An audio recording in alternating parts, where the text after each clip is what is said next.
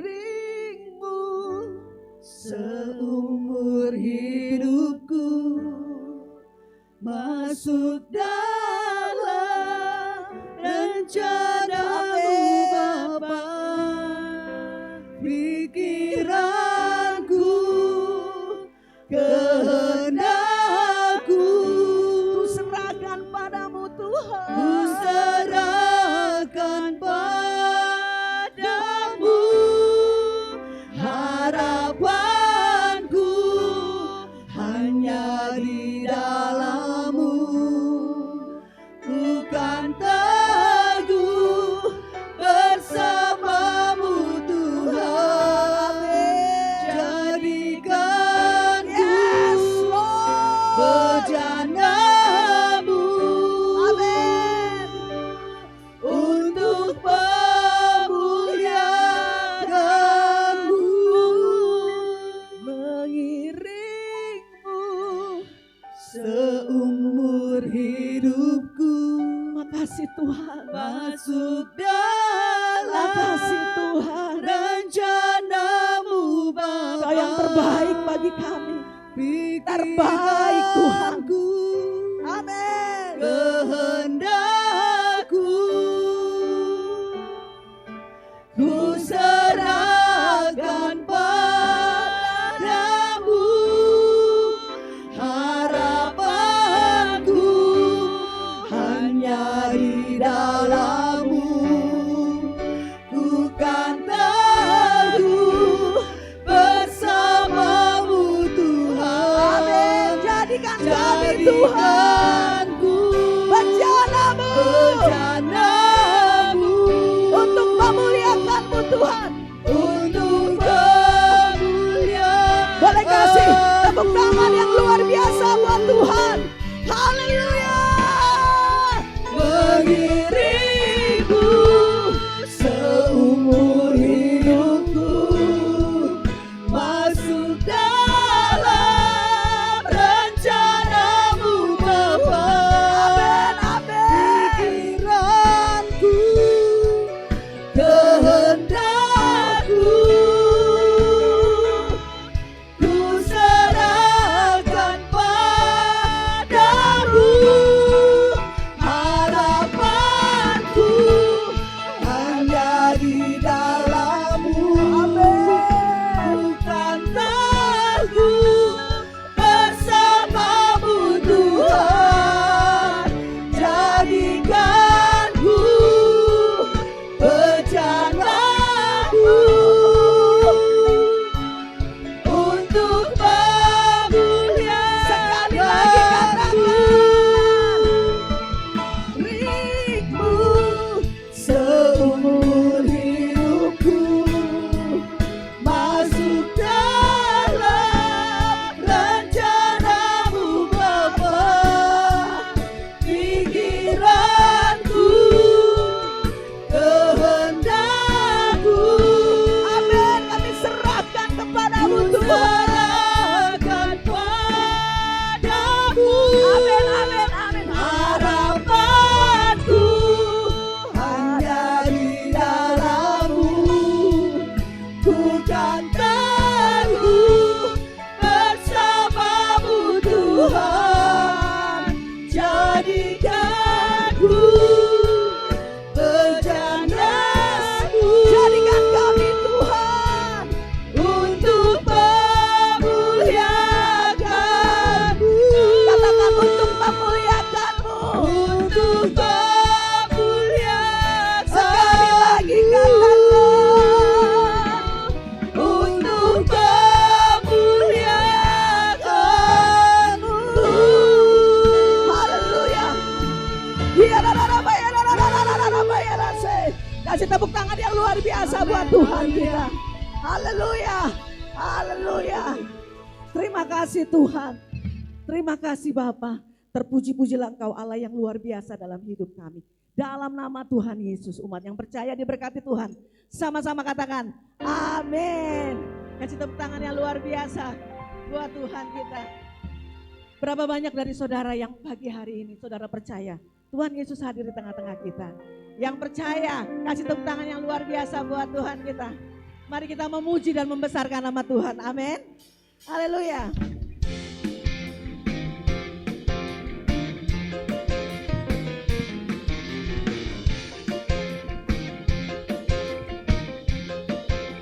Sama-sama katakan, besarkan nama Tuhan, pujilah Dia.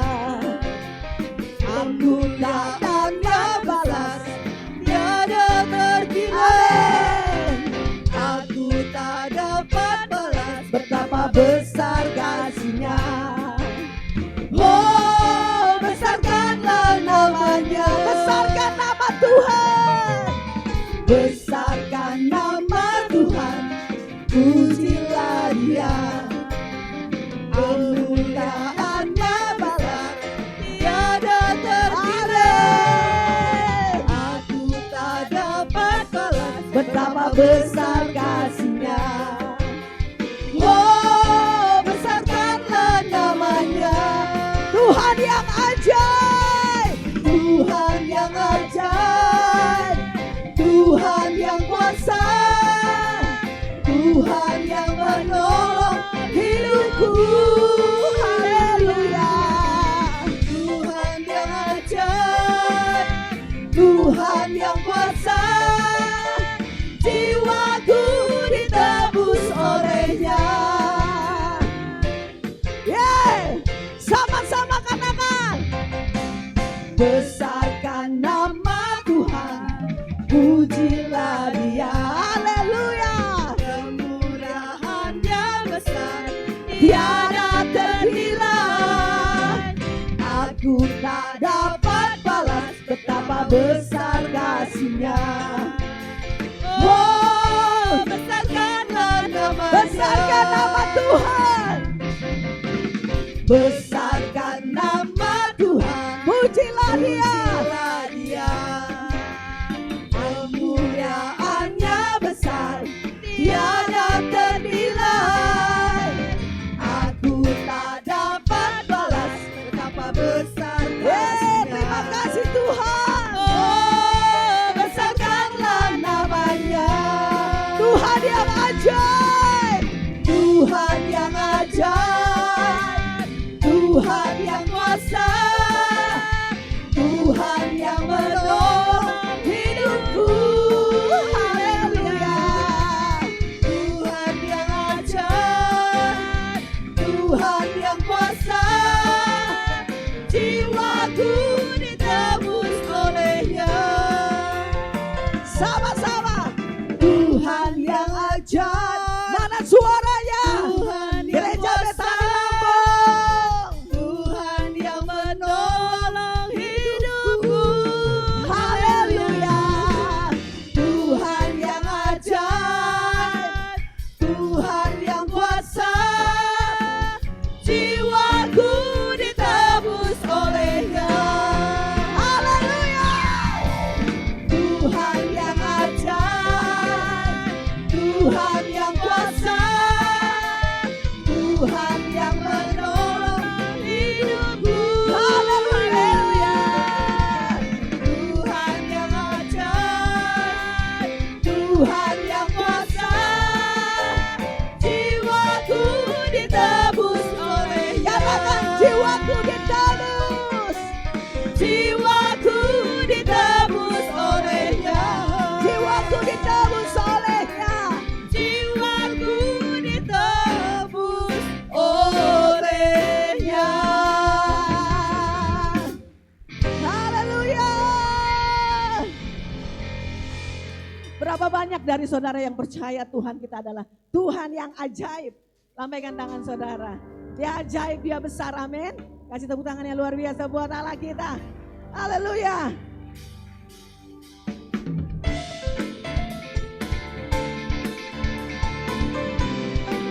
Allah kita sumber kekuatan.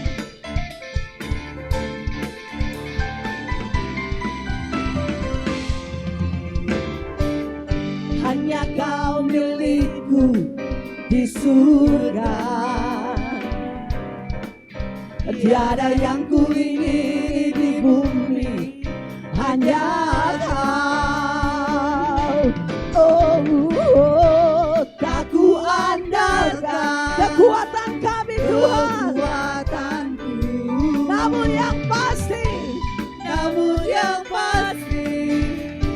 tetap selamanya Allah sumber kuatku, Allah sumber kuatku, Allah sumber kuatku dan bagianku selamanya. Allah sumber kuatku, Allah sumber kuatku, Allah sumber kuatku dan bagianku selamanya, selamanya.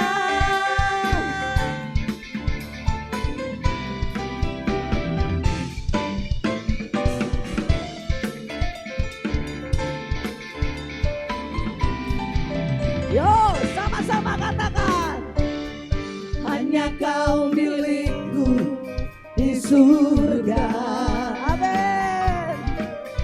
Tiada yang ku ingini di bumi, hanya Kau. Oh, tak ku andalkan kekuatan kami Tuhan, namun yang pasti Kau tetap selamanya Allah sumber kuatku, Allah sumber kuatku, Allah sumber kuatku dan bagianku selamanya. Allah sumber kuatku, Allah sumber kuatku, Allah sumber kuatku dan bagianku selamanya. Allah sumber, kuatku, Allah sumber, kuatku, oh ya, Allah sumber kuatku dan bagianku selamanya. Allah sumber kuatku, Allah sumber kuatku, Allah sumber kuatku dan bagianku selamanya, selamanya, selamanya, selamanya.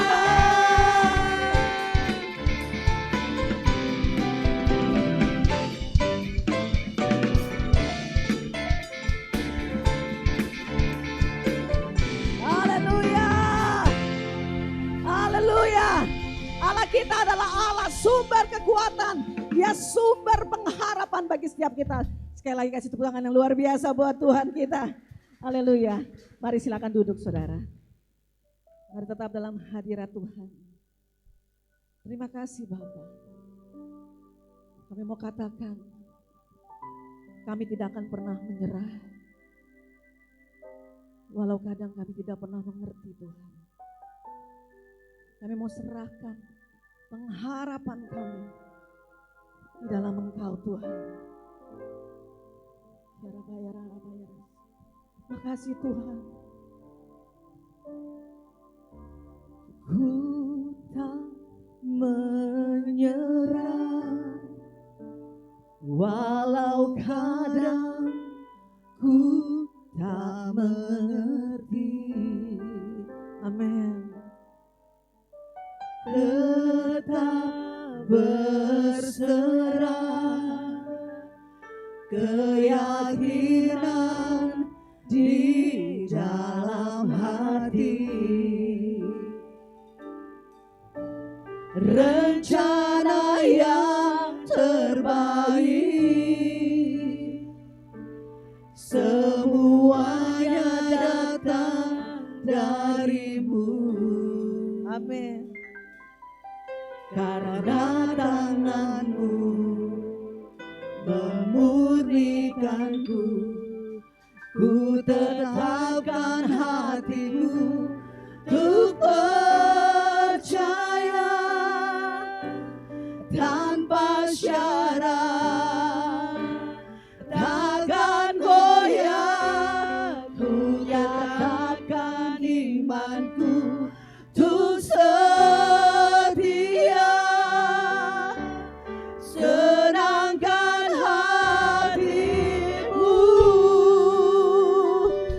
kasih Tuhan. Kami mau mengandalkan-Mu. Ku tak menyerah, Kami tidak akan pernah menyerah walau Tuhan. kadang ku tak mengerti. Amin. Tetap berserah, keyakinan di dalam hati. Tuhan punya rencana yang terbaik. Rencana yang terbaik, semuanya datang dari-Mu. Karena tangan-Mu Tuhan Karena tangan-Mu memulihkanku. ku tetapkan hatiku untuk percaya tanpa syarat. Takkan goyah, Takkan goyah, ku nyatakan imanku untuk setia. Serahkan hatimu, amin.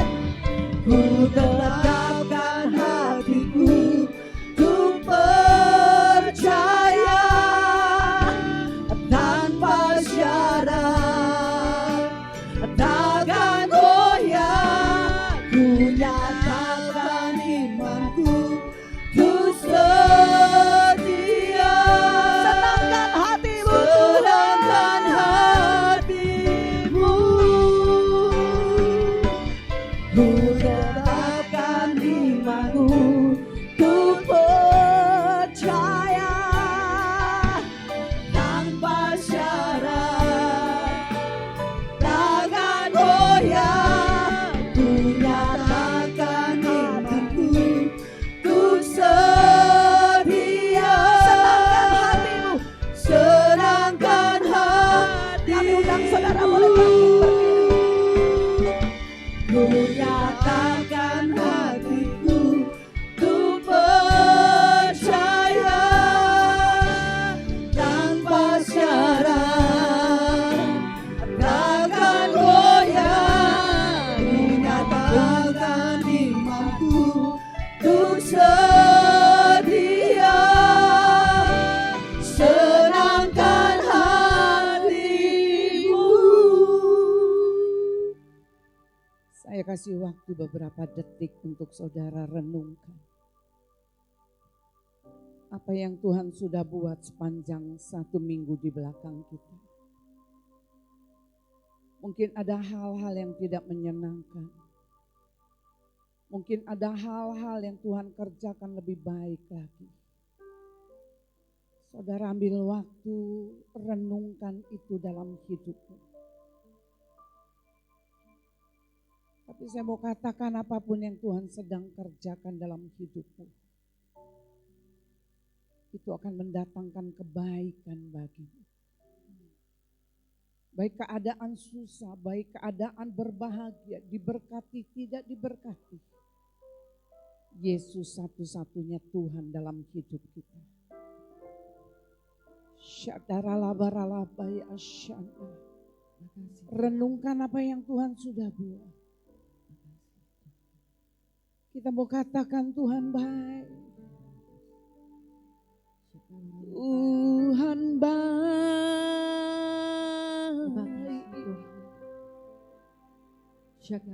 Bahwasannya kasih setiamu. Ucapkan syukur Bu. Makasih Tuhan. Saudara jangan berdiam diri. Saudara mulai menyembah Dia. Katakan Yesus baik. Saudara mulai belajar menyembah Tuhan pagi hari ini. Bertemu Tuhan di tempat ini. Ya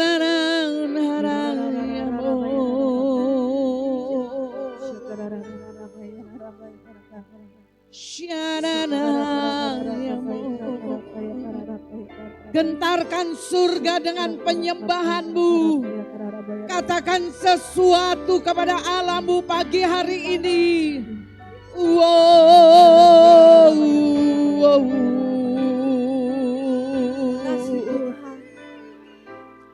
We worship you, Lord.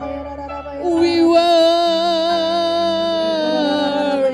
you, Lord.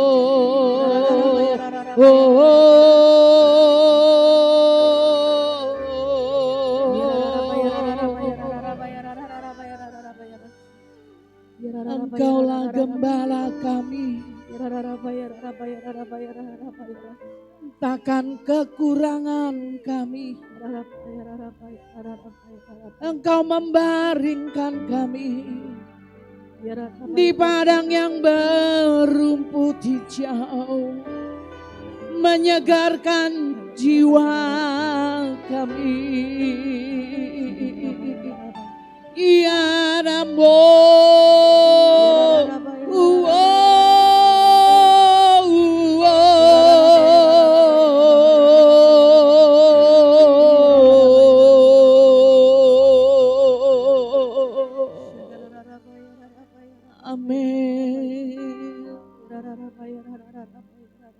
holy, holy, holy are you, Lord.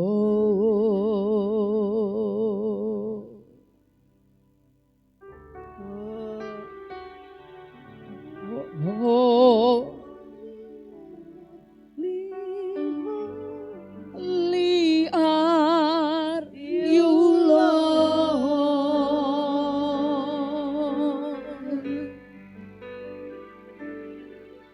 The elders and the angels bow.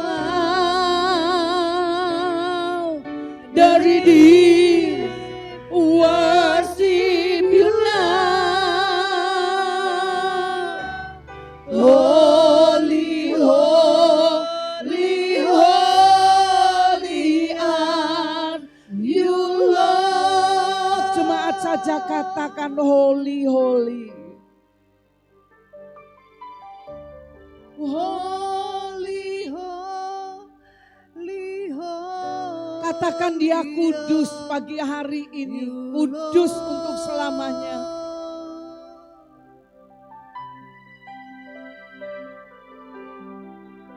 Holy, holy, holy are you, Lord. Keluarkan dari hatimu. The elders and the angels bow. Dari di worship you now. Holy, holy, holy are you, Lord. Sekali lagi jemaat katakan dengan segenap hatimu.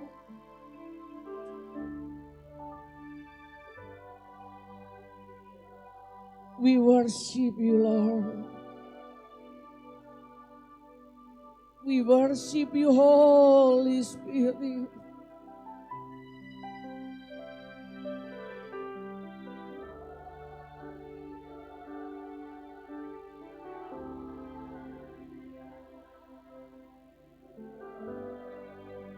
Amen. The elders and the angels bow. Dari di worship you now. Holy, holy, holy are you, Lord. Naikkan pujian.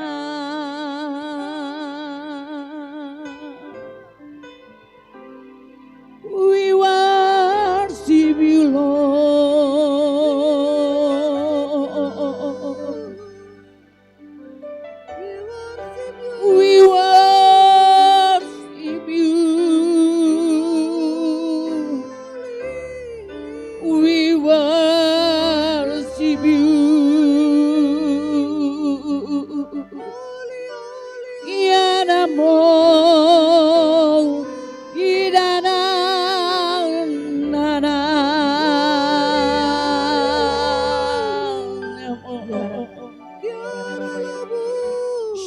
Adaralabaralabaralaba syanda. Yaralabaralabaralaba syanda. Yaralabaralaba ya syanda. Kami mau katakan jiwa kami teduh di dalam Engkau Tuhan. Kami tahu ketika hadirat-Mu Tuhan ada di tengah-tengah kami. Engkau yang memulihkan hidup kami. Engkau yang memulihkan kesehatan kami. Engkau yang memulihkan cara pandang kami Tuhan. Dan terpuji-pujilah Engkau Allah kami. Hanya dalam nama Tuhan Yesus kami berdoa. Sama-sama katakan amin. Tepuk tangan untuk Tuhan. Silakan duduk. Saya akan sampaikan ada beberapa hal saudara. Saya mau katakan yang pertama, kalau ada yang mungkin menghubungi saudara dengan alasan dia sakit, saya mau katakan itu tidak benar. Saya sudah konfirmasi. Jadi mungkin kalau ada yang jemaat, bukan jemaat kita, jemaat baru, mungkin dia berbicara, dia sakit, dia butuh uang, dia butuh belas kasihan. Saya katakan itu di luar tanggung jawab gereja. Kenapa saya katakan di luar tanggung jawab gereja? Karena semua sudah kita konfirmasi. Ya, kita sudah konfirmasi dengan gembala sebelumnya di mana gereja orang ini berada bahwa itu tidak benar. Itu yang pertama. Kemudian yang kedua, saya juga mau berbagi kepada saudara. Saya katakan siapapun yang datang sama saudara, alasan apapun untuk berhutang atau minta pertolongan, pinjam, saya katakan kalau saudara memberi itu di luar tanggung jawab gereja. Karena kadangkala banyak hal saudara, ketika hal ini muncul itu yang biasanya diserang itu saya. Kenapa tante seperti ini? Kenapa tante seperti ini? Kenapa tante tidak ngomong? Saya sampai kadang-kadang gini, kamu yang lakukan saya tidak mengerti. Kemudian ketika terjadi hal yang tidak menyenangkan, ini menyangkut nama gereja. Jadi saya katakan sekali lagi, kalau ada orang yang memakai kesusahan yang berkata kena kanker dan lain sebagainya, mungkin dia nggak minta uang tapi minta belas kasihan untuk kita bisa memberi. Saya katakan hari ini gereja tidak bertanggung jawab karena hari ini saya sudah beritahu saudara. Jadi ada orang yang seperti itu, saudara harus katakan tidak. Amin. Ketika ada orang yang berhutang, saudara katakan apa? Kalau ada yang mau berhutang kepada saudara, saudara ngomong apa? Sekali lagi, kalau ada orang yang mau berhutang, saudara ngomong apa? Tidak, bukan pelit. Saya mau katakan kepada saudara, kalau harus dibantu, pasti ada roh Tuhan ngomong sama saudara. Ya, saya berkali-kali, kalau Tuhan bilang harus bantu, sekalipun saya enggak ada, saya pasti cari untuk saya bisa beri. Gereja bisa memberi. Ya, sampai hari ini saya mau katakan ini yang saya mau sampaikan atas nama gereja. Tuhan memberkati. Tepuk tangan untuk Tuhan.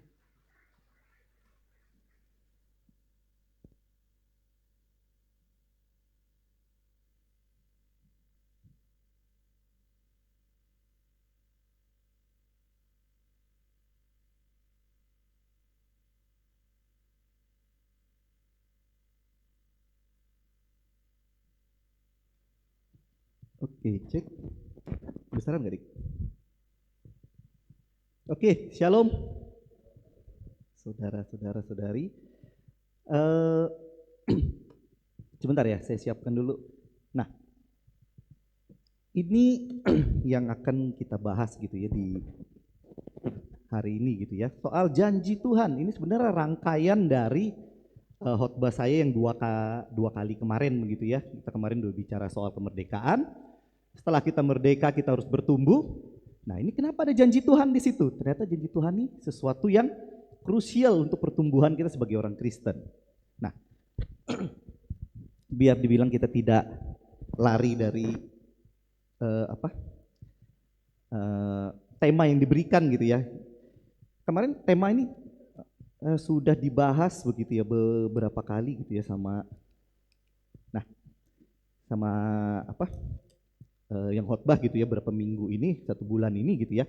Cuman saya sedikit mau mengurai begitu ya, diuraikan biar kita ini lebih ngerti apa sih yang dimaksud dengan Petrus 4 ayat 17 ini.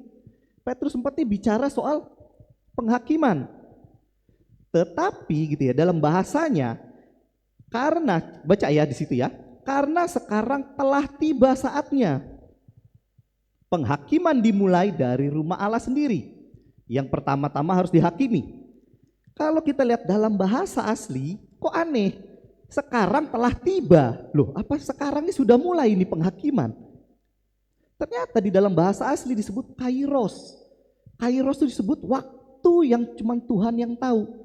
Jadi kita bisa bilang apa? Akan tiba saatnya, waktunya Tuhan akan datang penghakiman atau penghukuman yang dimulai dari rumah Tuhan. Maksudnya rumah Tuhan di sini apa? Gereja.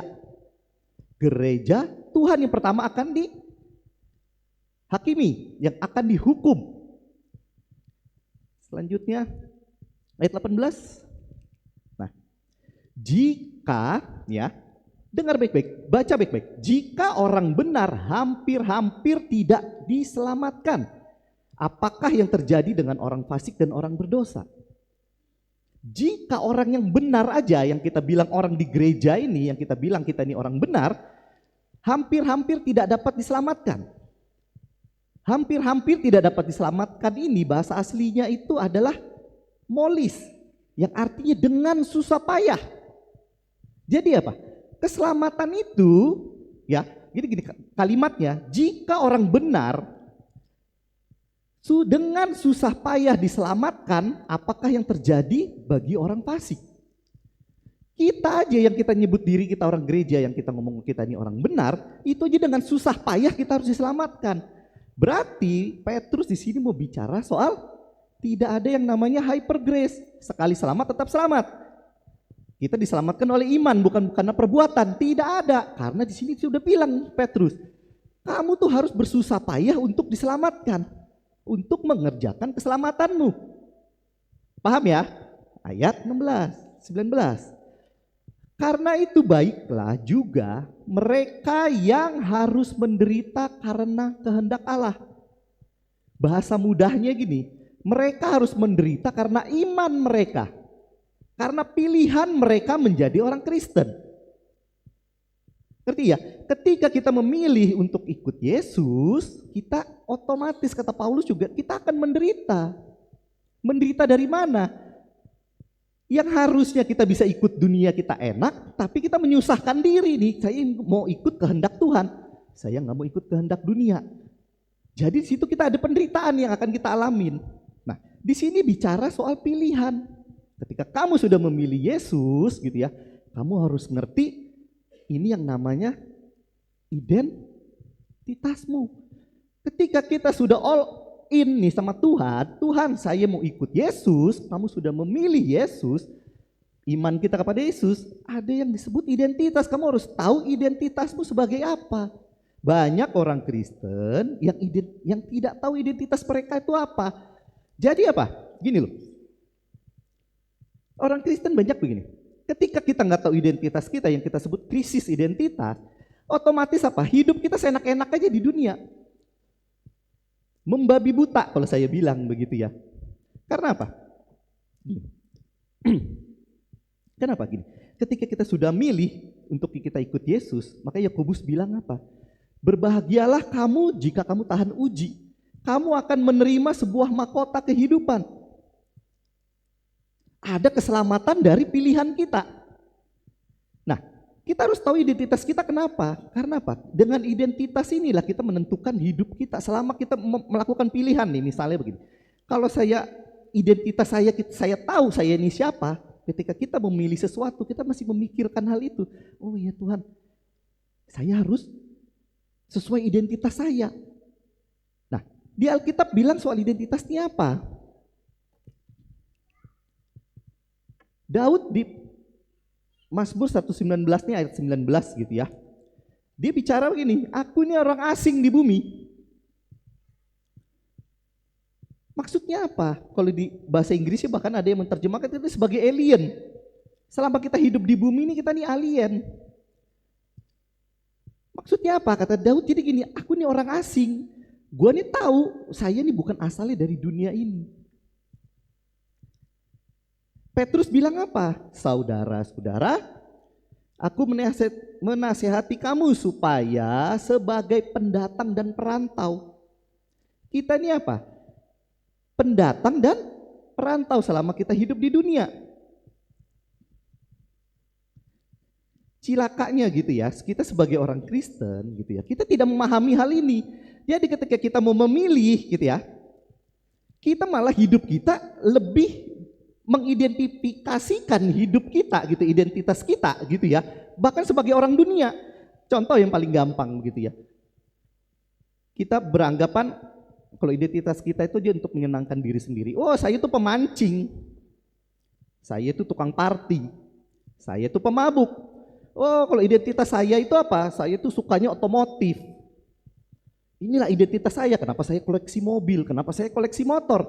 Banyak orang itu Kristen gitu ya, mengidentitaskan dirinya gitu ya dengan hal-hal yang ada di dunia ini. Sedangkan kata Petrus, kata Paulus juga dia bilang apa? Kita itu adalah kewarganegaraan surga. Kalau kita nggak paham ini, ketika kita memilih sesuatu gitu ya, misalnya melanggar hukum, kalau kita nggak paham identitas kita, ya kita langgar aja. Ya karena ini buat duit saya. Tetapi kalau kita ngerti identitas kayak kita gitu ya, oh ternyata saya ini adalah orang asing, saya ini warga negara surga, ada peraturan surga yang saya harus taati. Ketika kita mau memilih sesuatu, kita sudah berpikir dulu, oh identitas, jangan lupa.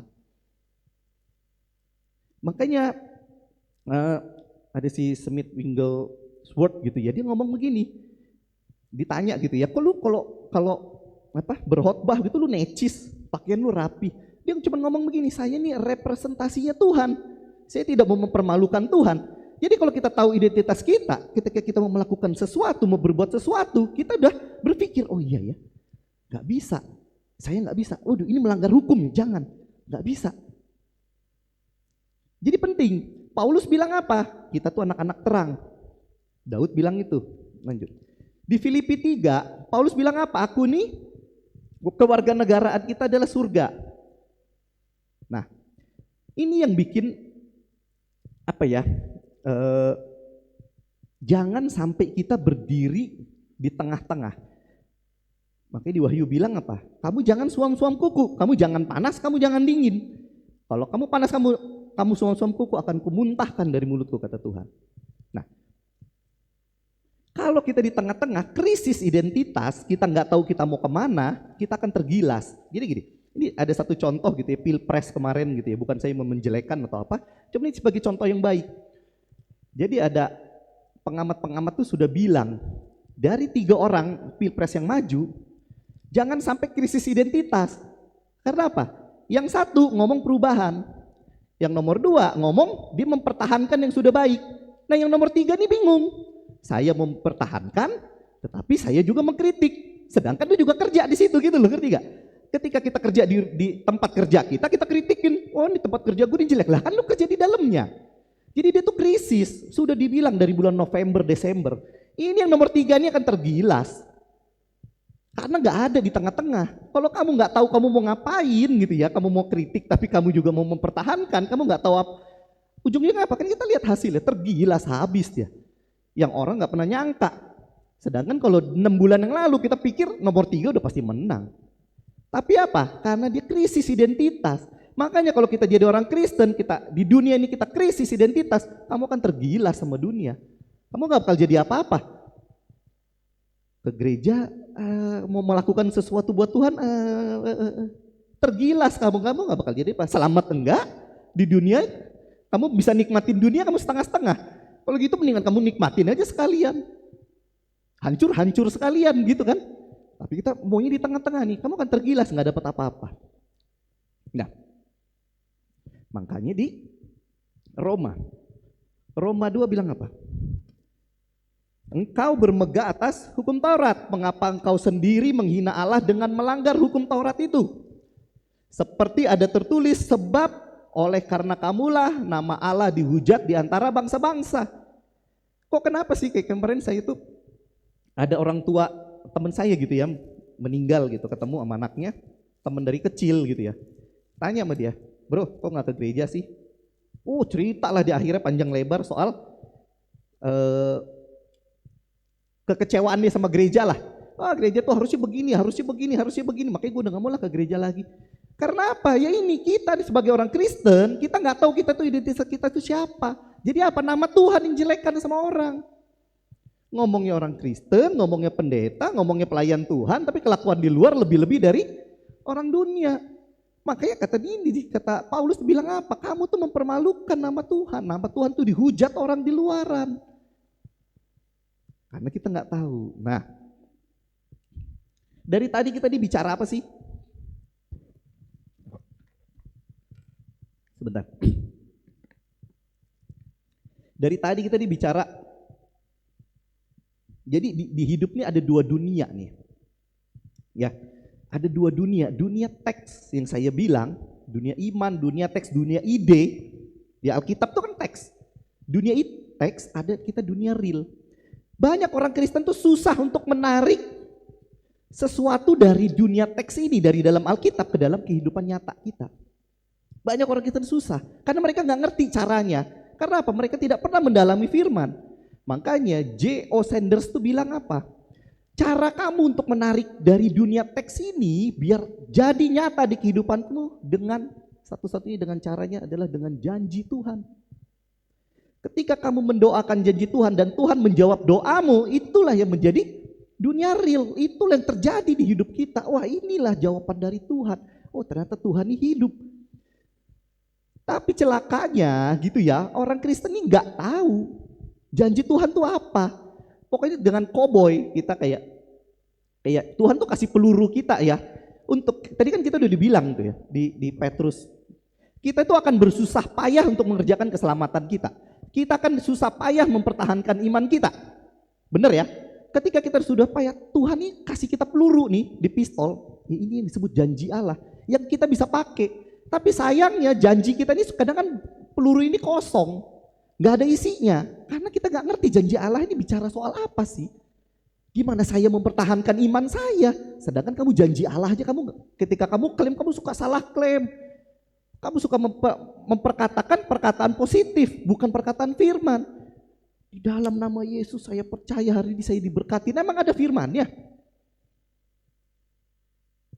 Saya pasti diberkatin. Memang janji Allah itu apa? Luar biasa. Tapi hati-hati. Semua janji Allah itu ada syaratnya. Kamu gak bisa asal klaim. Saya klaim saya diberkatin. Tapi kata Tuhan apa? Ada syaratnya semua, bersyarat. Maksudnya gimana sih kok bersyarat gitu ya? Nah gini. Contoh saya pernah dengar gak ya namanya buah Monstera deliciosa.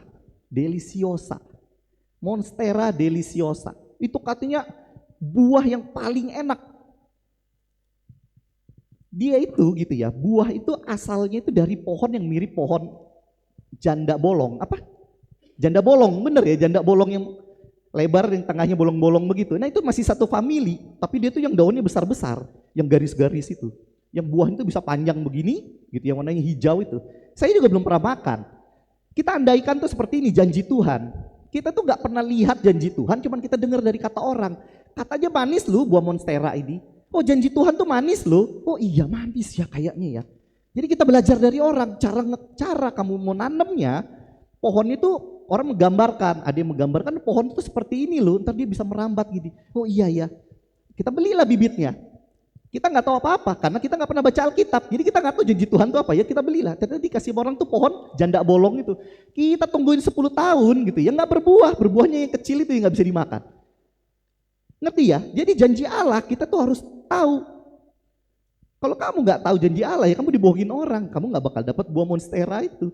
Dan yang anehnya lagi ini buah kalau udah mateng enak. Tapi kalau belum mateng bikin gatel-gatel badan. Kayak ada beracun buah ini gitu ya. Nah Kalau kamu nggak tahu janji Tuhan, kamu cuma belajar dari kata orang, apalagi kita kan sekarang terbiasa mendengar TikTok, terbiasa mendengar YouTube. Oh, dengar kata-katanya si ini. Lah, bener nggak janji Tuhan tuh seperti itu? Enggak, kamu harus belajar. Karena janji Tuhan itu kepada setiap orang tuh berbeda-beda. Nggak bisa kita samakan. Nah, kamu belajar seperti itu. Tiba-tiba kamu makan tuh buahnya. Kamu pikir sudah matang. Karena kamu nggak pernah belajar, jadi kamu nggak tahu buahnya matang apa enggak. Oh, janji ini sudah matang tuh. Kamu makan gatal-gatal kamu seharian. Gitu ya. Kok kenapa harus janji? Nah, janji ini apa? Ternyata janji Tuhan tuh ada yang khusus, ada yang umum. Janji khusus dan janji umum. Maksudnya apa? Janji umum adalah sebuah janji Tuhan yang tersedia bagi semua orang dan tersedia sepanjang waktu. Kamu bisa klaim, tapi syaratnya kamu harus percaya dan kamu harus taat. Contoh paling gampang, kata Tuhan apa? Datang padaku semua yang berbeban berat, aku akan berikan kamu kelegaan. Benar gak? Oh, itu senang kita. Oh, kita ucapkan terus tuh janji itu. Oh iya Tuhan, aku akan datang pada Tuhan biar aku mendapatkan kelegaan. Tetapi kata Tuhan, setelah kamu mendapatkan kelegaan, akan kupasangkan kuk. Kuk yang kupasangkan itu ringan. Kuk itu bicara soal apa? Pengajaran. Kuk itu bicara kamu ketika kamu ikut Tuhan, kamu harus ada pengajaran. Yang kamu lakukan itu syaratnya. Bicara apa lagi? Aku adalah jalan kebenaran dan hidup, kata Tuhan. Ini janji umum nih. Tidak ada seorang pun yang akan sampai kepada Bapa. Itu janji. Tapi syaratnya apa? Kamu harus melalui aku, kata Tuhan. Bersyarat lagi, nggak ada syaratnya. Satu lagi saya kasih soal pengampunan dosa. Jika kamu mengakui dosamu, Tuhan dengan setia dan adil akan mengampuni dosamu. Seperti kata doa Bapa kami, kita juga mengampuni orang yang bersalah sama kita. Ketika kamu mau minta maaf sama Tuhan, Tuhan ampuni dosa saya, kamu juga harus memaafkan orang lain dulu, kata Tuhan. Bersyarat lagi. Jadi apa? Ini penting nih untuk kita tahu, oh ini ternyata janji umum. Yang bisa kita klaim adalah janji yang umum. Ternyata satu lagi ada yang disebut janji yang khusus. Khusus hanya diberikan kepada spesifik orang, spesifik. Tidak tersedia buat semua. Dengar, janji khusus tidak tersedia buat semua orang untuk klaim. Dan pada waktu itu saja. Contoh yang paling gampang adalah janji Tuhan kepada Abraham. Boleh nggak kita klaim janjinya Tuhan kepada Abraham? Tidak boleh. Karena itu janji khusus yang diterima buat Abraham. Karena apa? Ketika Tuhan memberikan janji ya kepada Abraham tuh nggak cuma asal ngomong Tuhan tuh punya tujuan. Inilah yang disebut misi Allah pada perjanjian lama. Misinya Allah apa sih kok dia bisa harus menjanjikan sesuatu gini? Pernah berpikir nggak? Tuhan tuh bebas. Tuhan tuh luar biasa, dia tuh makhluk yang tidak terikat. Tetapi kenapa dia mengikatkan diri sama manusia? Ngerti gak? Ketika dia membuat perjanjian sama Abraham, otomatis dia tuh mengikatkan diri lu sama Abraham. Abraham, kalau kamu lakukan ini, aku akan kasih kamu ini. Kok kenapa sebuah makhluk yang itu kok mau mengikatkan? Ternyata di situ ada sebuah misi yang Tuhan kasih pada Abraham. Yaitu apa? Menghimpun sebuah umat, suatu umat dengan cara mainnya Tuhan. Pikir lagi ya, nih omongan saya. Kenapa Tuhan itu menjanjikan sesuatu sama Abraham? Karena dia tuh ingin membuat umat dengan cara mainnya dia. Jadi kalau kamu ikutin cara mainnya, kamu menyembah saya. Tapi kalau kamu nggak ikutin cara main saya, berarti kamu nggak ikut saya. Itu aja simple. Masalahnya orang Kristen sekarang ikut cara mainnya sendiri-sendiri. Pokoknya mau saya. Loh kata Tuhan, saya ini udah bikin gitu ya. Udah bikin janji gitu sama Abraham untuk misi saya ini tercapai dengan cara mainnya. Kalau kamu mau menyembah saya, kamu harus mengaku dosa, kamu harus potong ini, kamu harus ini, kamu harus ini. Harus kita ikutin. Ya karena itu tujuan Tuhan. Sayangnya di perjanjian baru kita anggap ini bukan hal yang penting. Oh pokoknya kalau ikut Tuhan cara main saya, bukan cara main Tuhan. Hancur nggak kalau kayak begitu?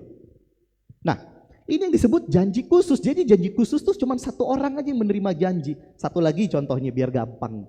Janji kepada orang Israel ketika mereka mau masuk di Yosua 1. Ketika mereka mau masuk ke tanah perjanjian. Di situ dibilang apa? Setiap tanah yang kamu injak akan menjadi bagianmu.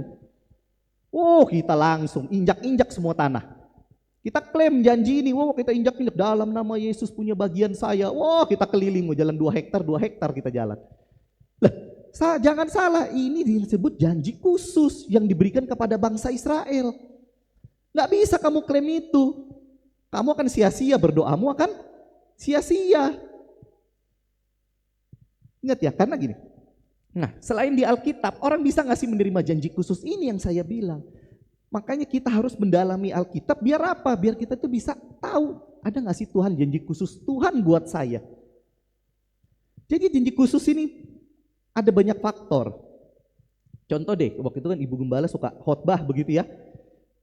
Tidak akan diberikan ruko, tapi Tuhan akan berikan gedung. Itu yang dipegang, diteguhkan dengan banyak orang juga. Karena gini, prinsipnya ketika kita mau menerima janji Tuhan yang secara khusus ini, yang pertama, ketika janji itu tidak bertentangan dengan prinsip firman. Itu yang pertama. Yang kedua, bicara apa? Kedewasaan rohani yang berbanding lurus dengan besaran imannya. Banyak orang yang ngomongnya dewasa rohani, tapi imannya masih aja kecil. Ketika kena masalah nangis, aduh Tuhan. Padahal katanya iman dia luar biasa, pengkhotbah besar. Oh Tuhan kok begini, kok Tuhan begitu. Satu lagi apa?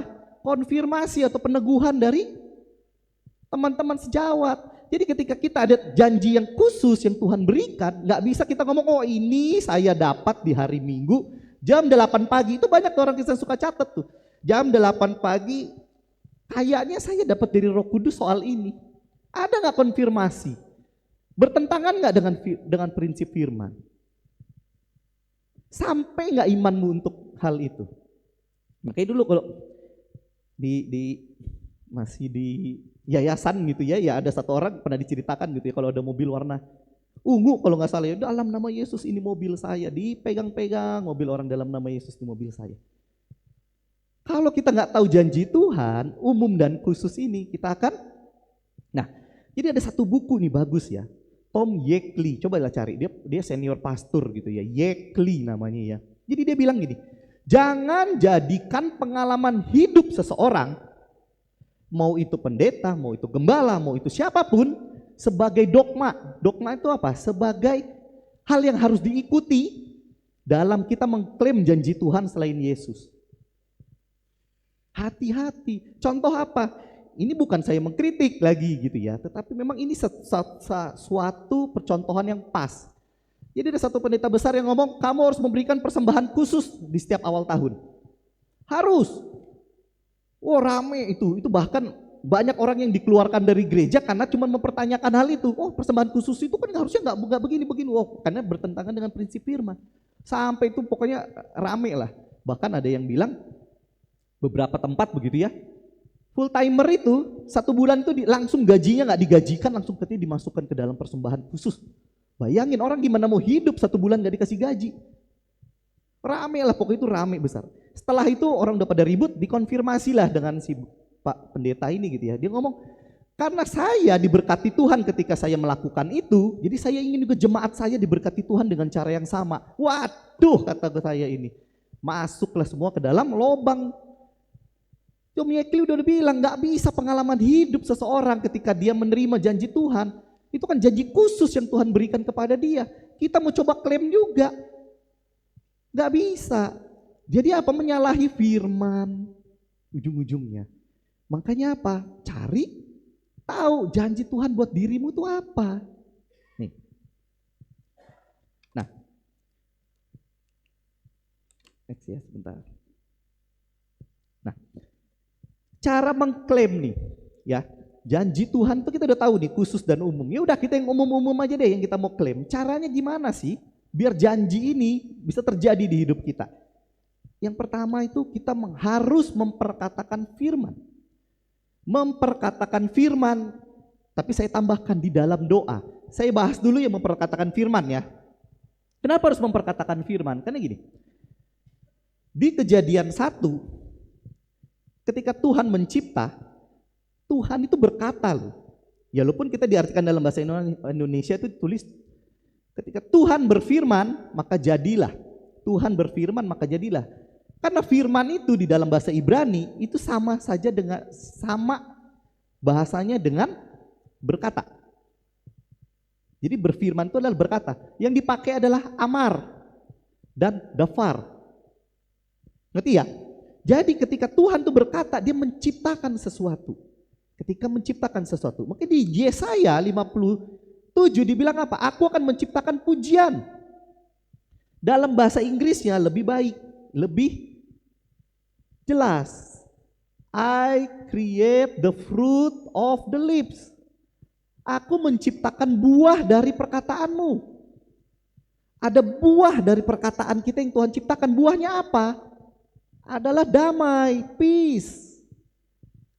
Peace, kedamaian untuk yang jauh, damai untuk yang dekat, dan aku akan menyembuhkan, dalam bahasa itu bisa merestor, bisa memulihkan dia yang mengucapkan firman itu.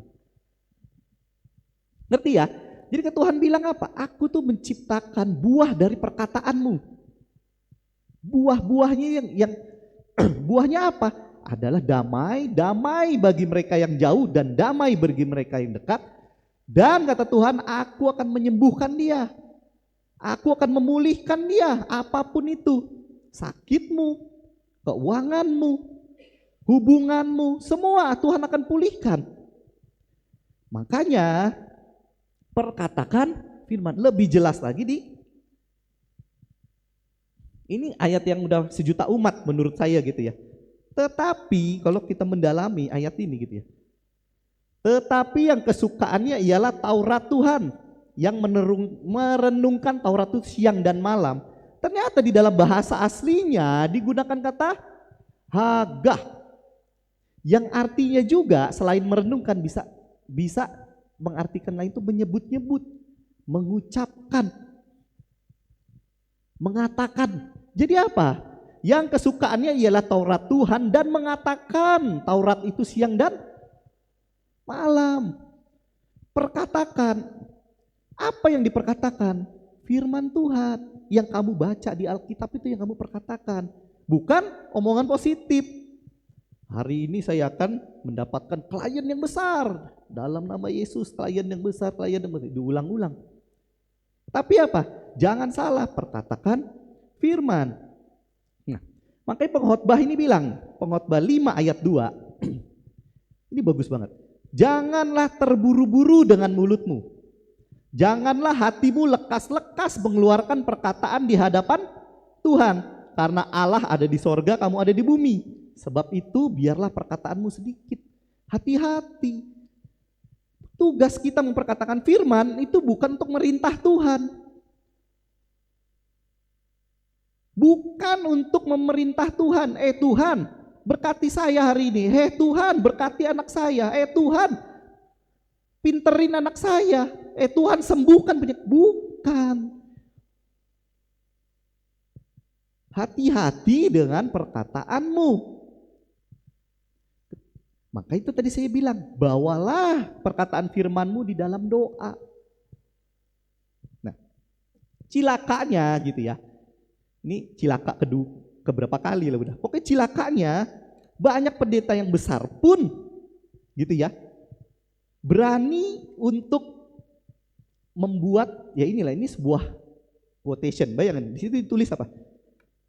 Pikirkan itu, think it, say it.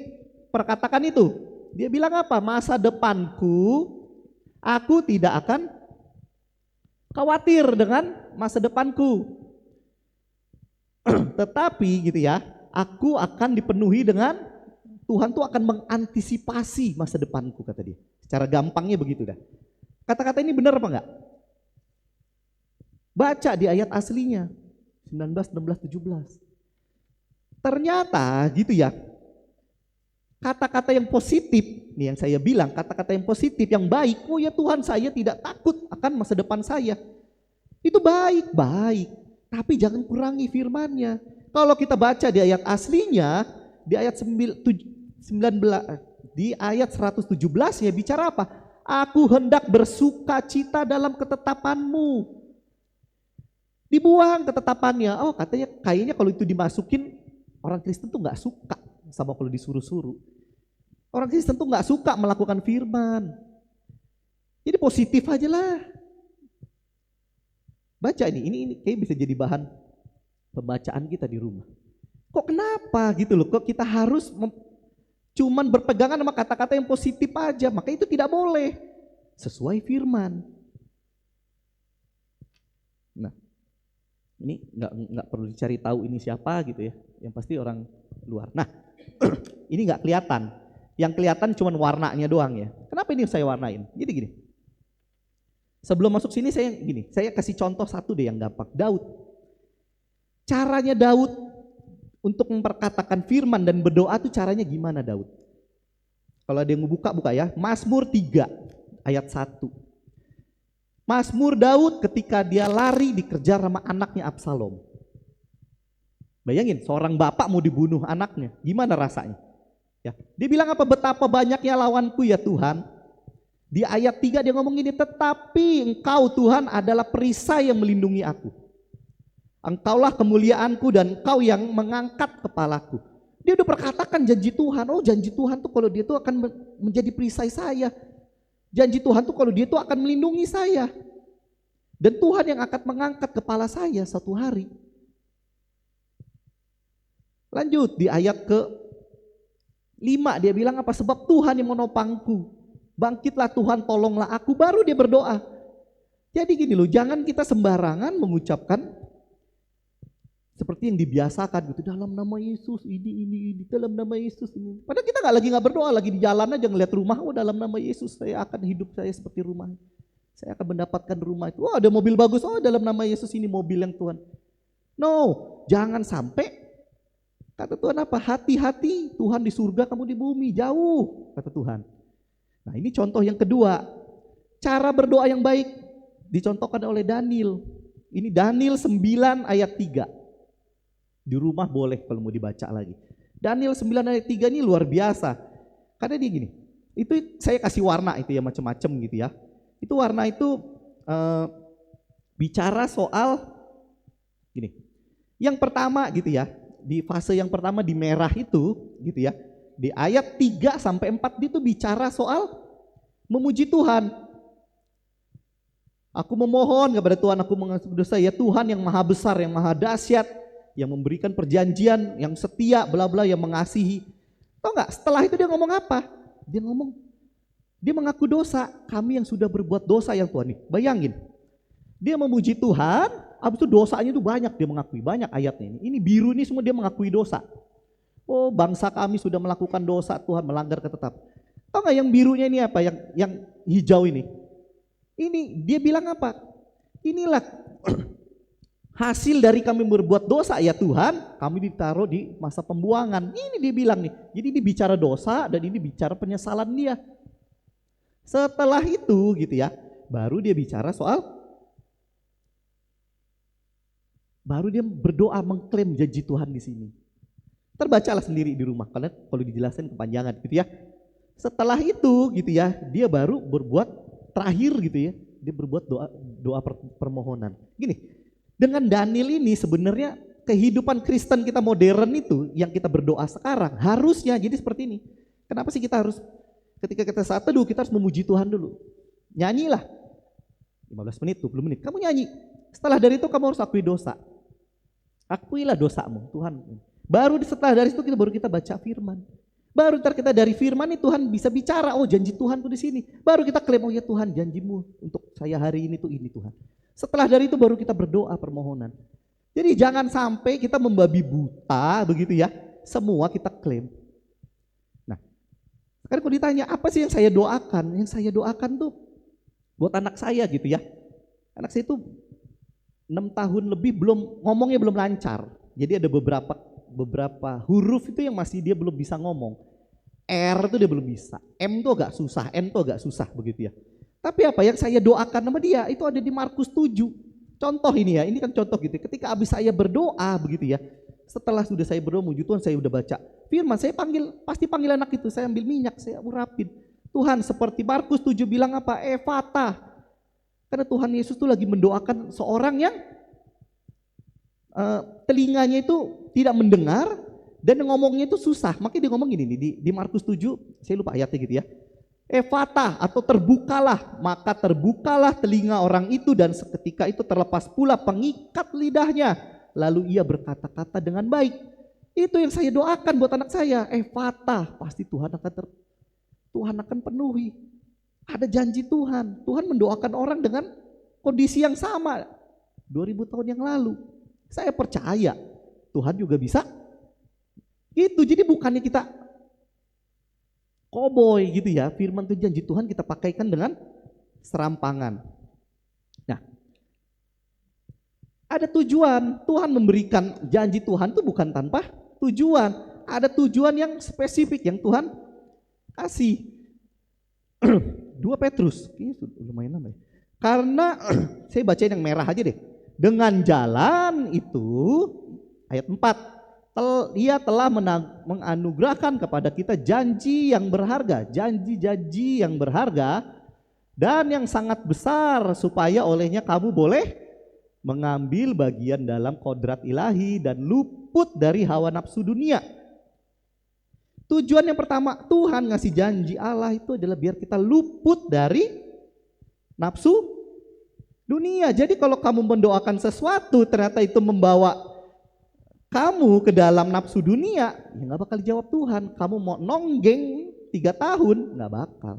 Karena apa? Di Mazmur 6 ayat 14 dibilang gini, segera orang Israel tuh melupakan perbuatan-perbuatan Tuhan dan tidak menantikan nasihatnya Tuhan. Mereka dirangsang nafsu di padang gurun dan mencobai Tuhan. Diberikannya lah kepada mereka apa yang diminta dan didatangkanlah penyakit paru-paru. Ketika kamu ngemis sama Tuhan, kadang Tuhan kasih. Tapi apa? Dikasih juga penyakit sama Tuhan. Mau? Jangan. Jadi tujuannya ada. Janji Tuhan biar kita tidak mengklaim kalau kita itu menjadi sama dengan dunia. Malah kita harusnya diluputkan. Yang nomor 2. Ini nomor 2 nih penting. Jadi untuk kita bayangkan di hidup kita gitu ya. Nomor 2 ini penting. 2 Korintus 6:17 gitu ya.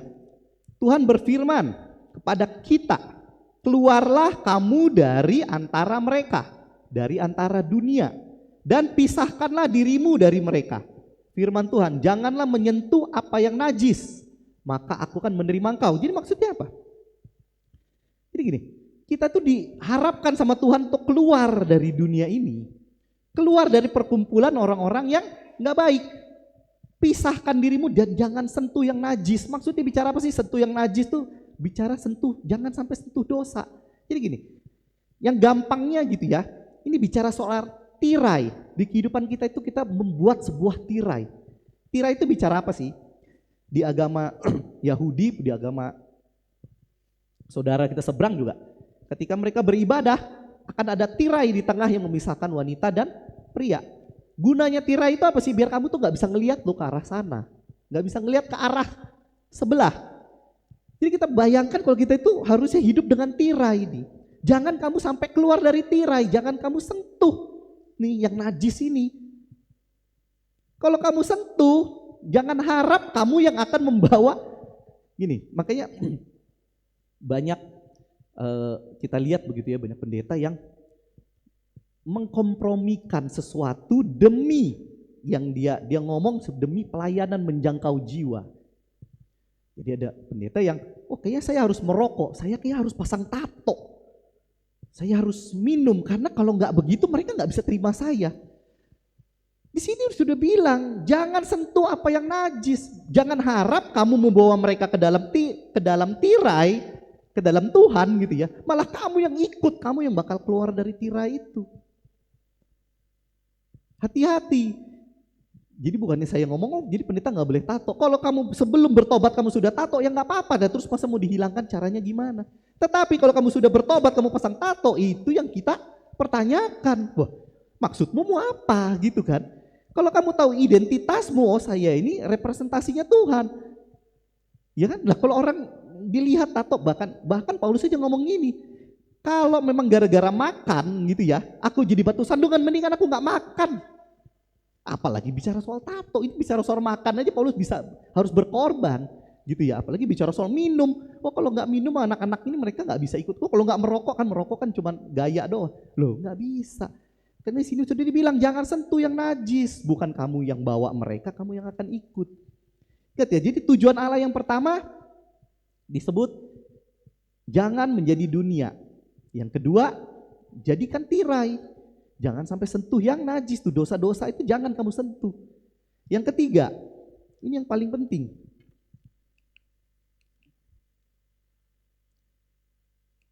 Nah, bicara soal ketergantungan. Sebenarnya Tuhan itu gitu ya. Ketika kita jadi orang Kristen, sebenarnya Tuhan tuh ingin kita tergantung sama Dia, apa Tuhan tuh ingin kita mandiri sih? Jadi sebuah pikiran buat kita. Apakah janji Tuhan itu dibuat untuk kita mandiri? Apa malah justru kita harus bergantung sama Tuhan? Kalau janji Tuhan yang benar, justru kita bergantung sama Tuhan. Makanya gitu ya, ketika kita bergantung sama Tuhan, itu nggak cuma bicara, oh saya bergantung, itu bicara soal waktu. Jadi kita nggak bisa, ayo Tuhan lebih cepat lagi. Itu dibilang kairos. Keren sih, kemarin saya ada baca ininya orang gitu ya. Kairos di dalam kronos, kan keren gitu ya. Kronos tuh masa rentan hidup kita, waktu hidup kita itu kronos. Kairos itu adalah waktunya Tuhan terjadi di hidup kita. Jadi apa? Tuhan tuh berharap kita tuh bergantung dengan Dia, bukannya kita tuh mandiri. Ayatnya di mana? Ayatnya di Korintus, dibilang apa? Supaya iman kamu jangan bergantung kepada kepintaran manusia. Jangan imanmu kamu taruh kepada iman manusia. Jadi kepintaran-kepintaran manusia yang kamu suka denger di YouTube, bicara soal Tuhan tuh begini, Tuhan begitu. Loh, kamu nggak tahu Tuhan tuh seperti apa katanya. Tetapi kepada kuasa Allah. Ketergantungan kita gitu ya, bukan karena kepintaran kita, tetapi apa? Karena ada kuasa Allah di situ. Yeremia saya ambil di perjanjian baru, saya ambil lagi di perjanjian lama. Yeremia 17 bilang begini, terkutuklah orang yang mengandalkan manusia. Pertama, yang mengandalkan dirinya sendiri, ini kekuatan sendiri, yang artinya menjauh daripada Tuhan. Jadi gini, kalau kamu sudah mengandalkan manusia dan kamu sudah mengandalkan dirimu sendiri, otomatis kamu pasti jauh dari Tuhan.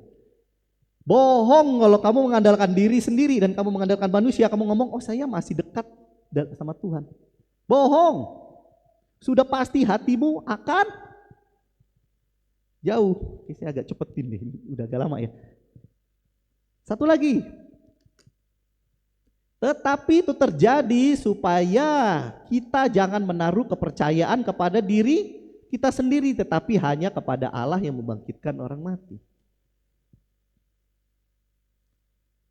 Ngerti ya? Jadi apa? Tuhan tuh mengharapkan ketergantungan kita sama Dia, malah full ketergantungan. Nah, sebelum masuk ke ending gitu ya, ke penutup, jadi gini, kemarin tuh saya ada nonton tuh lucu, Deddy Corbuzier tuh ngomong gini, di podcast gitu ya. Jadi ada orang yang berdoa sama Tuhan untuk menang lotre. Tiap hari dia berdoa 1 hari 1 kali. Tuhan saya mau menang lotre. Dia mendoakan tuh lama, 5 tahun. Kamu kalau 5 tahun kali 360 tuh hampir 2000 kali lah ya, 1000 berapa ratus kali begitu dia berdoa setiap hari. Tuhan saya ingin menang lotre. Di tahun kelima dia udah enak kali ya, udah hampir 2000 kali berdoa. Kok Tuhan ini gak jawab gua sih, gua ini menang lotre. Tuhan ini udah kesel nih, karena didoain terus kan. Hampir 2000 kali nih kata Tuhan, gua dengerin lu menang lotre katanya. Akhirnya Tuhan tuh dengan geram tuh dia ngomong, beli dulu lotrenya. Lah kamu kalau kamu menang lotre tapi kamu gak pernah beli lotrenya, gimana kamu mau menang katanya. Ya ini bukannya saya ngomong kita harus beli lotre ya, bukan. Tapi apa? Jadi ternyata gitu ya, janji Tuhan, kamu mau perkatakan tuh janji tapi kamu tidak lakukan, gak ada tindakan dari yang kamu doakan dari janji Tuhan, nol besar. Beli dulu lotrenya kalau kamu mendoakan apa sih, saya udah sering ngomong gitu ya, kalau kamu mendoakan masalah keuangan, ya kamu harus mengusahakan dong, kamu harus ada yang kamu lakukan. Dari situ Tuhan yang tuntun. Gak bisa kita, oh Tuhan berkati kita cuma di rumah berdoa, main gitar, berdoa, baca Alkitab. Oh Tuhan saya mau diberkati main gitar, baca doa. Diulang sampai 5 tahun, kesel lama-lama Tuhan. Ya pergi kerja, kata Tuhan. Sana kerja, entah dari kerja itu saya berkati kamu, saya bukakan jalanmu. Apa yang buntu-buntu Tuhan akan pulihkan katanya. Jadi jangan omong kosong sama Tuhan, jangan bicara kosong. Jangan klaim-klaim firman yang kosong-kosong aja kata Tuhan, capek gue dengernya katanya. Ya, nah jadi saya summary sedikit deh dari pertama. Jadi sadari bahwa penghakiman itu akan datang kepada kita. Ya pun kita bilang kita ini orang benar, tapi kita harus mengerjakan keselamatan kita dengan susah payah. Ketika kamu sudah tahu gitu ya, kamu sudah memilih Tuhan, kamu harus tahu identitasmu. Identitasmu adalah sebagai orang asing di bumi, jangan nyaman. Jangan malah kamu ikut menjadi orang dunia. Selanjutnya apa? Kita harus mengerti janji Tuhan. Klaim janji Tuhan yang baik, janji Tuhan yang benar, bukan cuma perkataan kosong, bukan perkataan yang positive thinking. Dunia juga lakukan itu. Gitu ya, dan tujuan dari pemberian janji ini adalah untuk meluputkan kita. Jangan kita membabi buta, malah kita harus tergantung sama Tuhan. Jadi yang tadi saya bilang, kalau kamu mau ingin kronos terjadi sesuatu di hidupmu, gitu, waktunya Tuhan, ya lakukan ini. Perkatakan firman, bawa dalam doamu. Gak ada lagi main-main, pelajari firman, jadilah murid lah. Makanya kan Tuhan ngomong apa? Jadikan semua bangsa muridku. Bukan jadikan semua bangsa orang Kristen, gak ada. Orang Kristen percuma kalau gak jadi murid, gak terima apa-apa. Oke, sekarang kita berdoa. Ya, terima kasih Tuhan, hamba-Mu telah menyampaikan Tuhan sebagian dari firman-Mu Tuhan. Baiklah perkataan hamba-Mu ini Tuhan,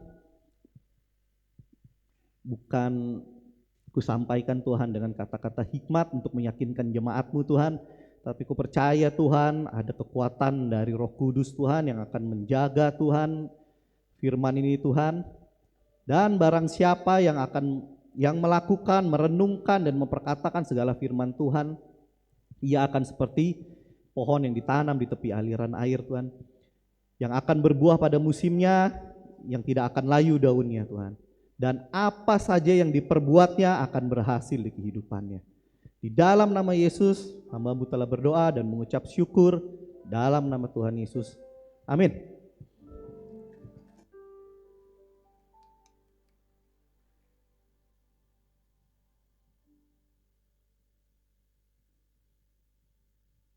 Puji nama Tuhan, kita sudah mendengarkan sebagian dari firman Tuhan. Dan sekarang kita akan memberikan persembahan. Saya mengundang petugas kolekte untuk maju ke depan. Mari Bapak Ibu Saudara, bersatu hati kita berdoa. Bapak terima kasih buat firman yang sudah ditaburkan pada pagi hari ini. Kami percaya firman yang sudah kami dengar memberikan kekuatan bagi hidup kami. Dan biarlah kami boleh melakukannya di dalam kehidupan kami. Terima kasih Tuhan. Sebentar kami akan memberikan persembahan, kami percaya Tuhan memberkati setiap tangan-tangan yang memberi, bahkan yang belum bisa memberi. Semua yang kami berikan hanya untuk kemuliaan nama Tuhan. Terpujilah Engkau dalam nama Tuhan Yesus. Haleluya. Amin. Selamat memberi, Tuhan Yesus memberkati.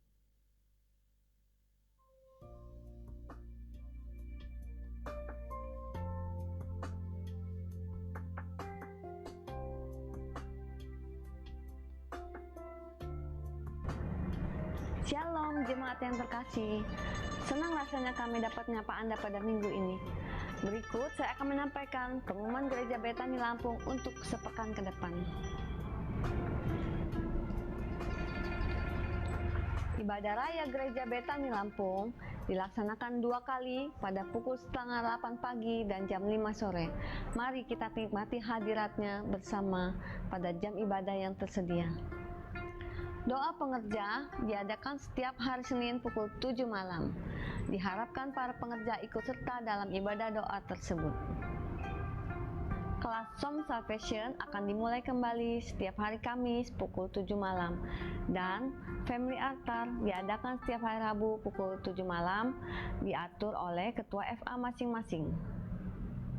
Penyerahan anak akan diadakan setiap minggu kedua dan baptisan selam akan diadakan pada minggu ketiga. Untuk informasi silakan menghubungi Saudari Lia. Kami mengucapkan selamat datang dan selamat beribadah di Gereja Betani Lampung.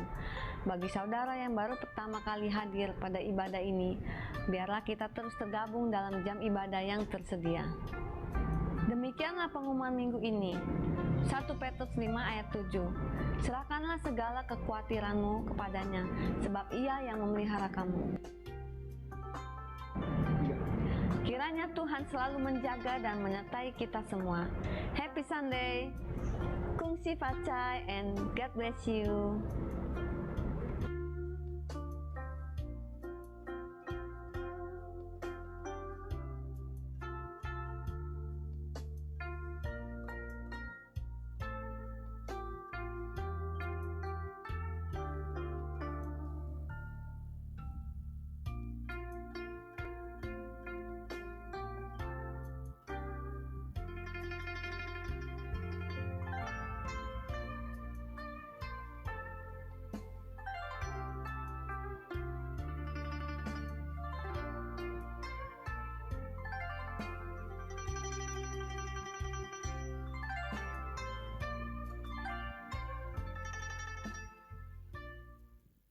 Puji nama Tuhan, kita akan mengakhiri ibadah kita pada pagi hari ini. Saya mengundang saudara untuk bangkit berdiri. Saudara terus percaya di dalam iman dan engkau akan melihat kejadian yang luar biasa di dalam hidup kita.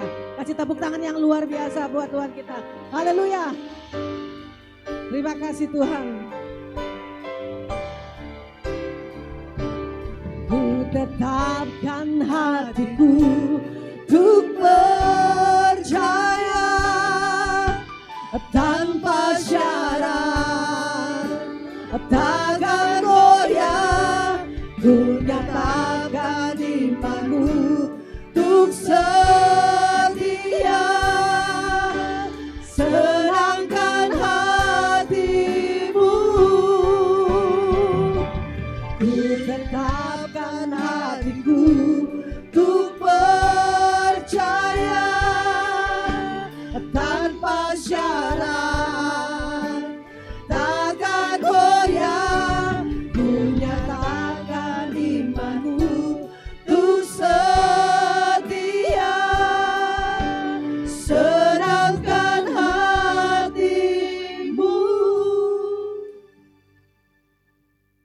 Firman yang memerdekakan hidupmu dan keluargamu.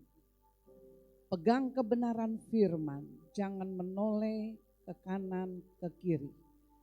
Kerjakan keselamatanmu dengan takut dan gentar, seperti Paulus katakan kepada jemaat yang ada di Filipi. Oleh karena itu kita angkat kedua belah tangan kita, akan arahkan pandangan kita. Pulanglah dengan membawa berkat yang berasal dari Allah Bapa, damai sejahtera di dalam Yesus Kristus, bahkan persekutuan di dalam Allah Roh Kudus. Mulai hari ini sampai Yesus datang kedua kali. Yang terima berkat sama-sama katakan amin. Kasih salam kanan kiri, katakan selamat hari Minggu.